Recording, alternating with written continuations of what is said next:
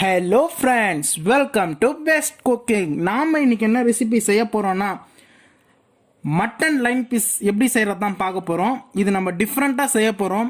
அதுவும் ரோட் சைடில் எப்படி பண்ணுறாங்களோ அதே டேஸ்ட்டில் தான் நம்ம செய்ய போகிறோம். இது எப்படி செய்கிறதுன்னு வாங்க வீடியோக்குள்ளே போகலாம். ஃபர்ஸ்ட் ஆஃப் ஆல் ஒரு பாத்திரத்தில் நமக்கு தேவையான சோடா மாவு ஆட் பண்ணிடலாம்.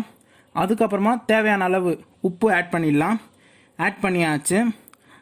அதுக்கப்புறமா நம்ம கரம் மசாலா ஆட் பண்ணிடலாம். தேவையான அளவு ஆட் பண்ணியாச்சு.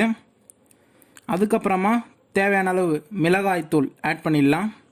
அதுக்கப்புறமா இஞ்சி பூண்டு விழுது தேவையான அளவு ஆட் பண்ணிடலாம். அதுக்கப்புறமா கொஞ்சம் தண்ணீர் ஆட் பண்ணிடலாம். இந்த லெவலுக்கு தண்ணி ஆட் பண்ணி அதை மிக்ஸ் பண்ணிடலாம். அந்த மசாலாலாம்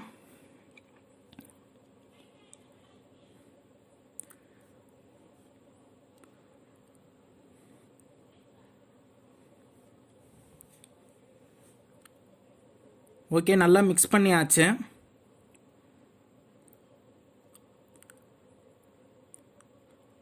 அதுக்கப்புறமா இந்த மாதிரி தட்டையாக மட்டன் ரெடி பண்ணி வச்சிடலாம், எலும்பு இல்லாத மாதிரி. அதுக்கப்புறமா அந்த மசாலாவோட டிப் பண்ணி எடுக்க வேண்டியது தான். நல்லா டிப் பண்ணணும், ஓகேங்களா?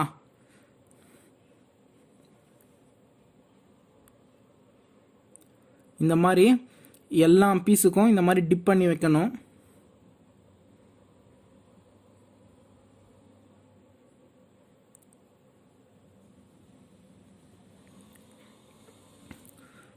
ஓகே, ரெடி பண்ணி ஆச்சு. இது ஒரு 10 to 15 மினிட்ஸ் தனியாக எடுத்து வச்சிடணும் இதை. அதுக்கப்புறமா அதே ஒரு பாத்திரத்தில் தேவையான அளவு சோடா மாவு ஆட் பண்ணிடலாம். அதுக்கப்புறமா தேவையான அளவு உப்பு ஆட் பண்ணிடலாம். ஆட் பண்ணியாச்சு. அதுக்கப்புறமா நம்ம இஞ்சி பூண்டு விழுது தேவையான அளவு ஆட் பண்ணிடலாம். அதுக்கப்புறமா மிளகாய்த்தூள் தேவையான அளவு ஆட் பண்ணியாச்சு. அதுக்கப்புறமா தண்ணீர் ஆட் பண்ணிடலாம் தேவையான அளவு.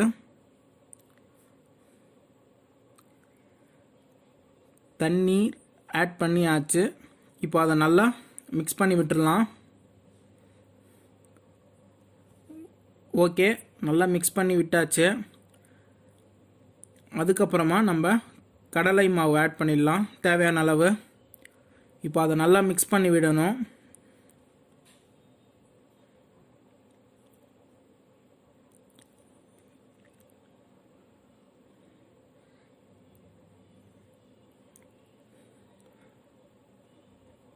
நல்லா ஃபைனாக மிக்ஸ் பண்ணி விடணும். ஓகே, நல்லா மிக்ஸ் பண்ணி விட்டாச்சு. இப்போ இது எடுத்து தனியாக எடுத்து வச்சிடலாம்.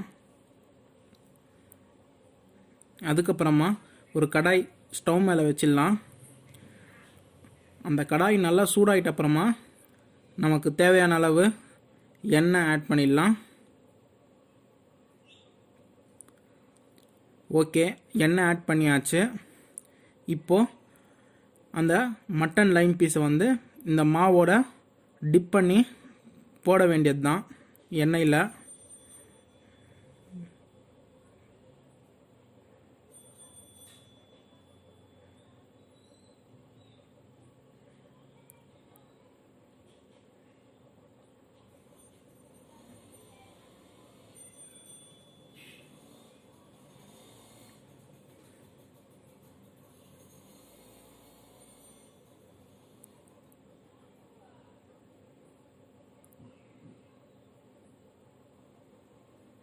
ஓகே, போட்டாச்சு. ஒரு சைடு நல்லா வெந்துட்ட அப்புறமா நம்ம மறுபக்கம் திருப்பி விட்டுடலாம்.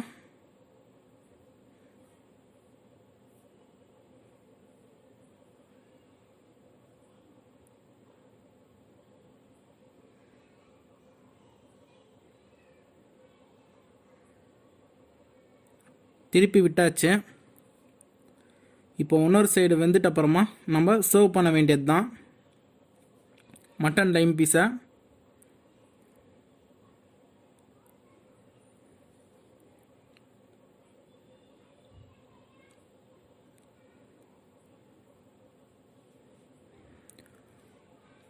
மறுபக்கமும் நல்லா வெந்துச்சு.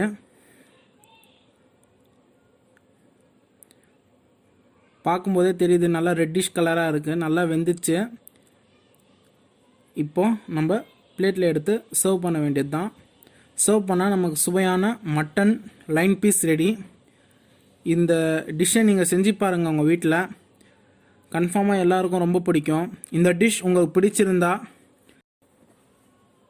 என் வீடியோவை லைக் பண்ணுங்கள், ஷேர் பண்ணுங்கள், சப்ஸ்கிரைப் பண்ணுங்கள். தேங்க்யூ ஃபார் வாட்சிங் திஸ்.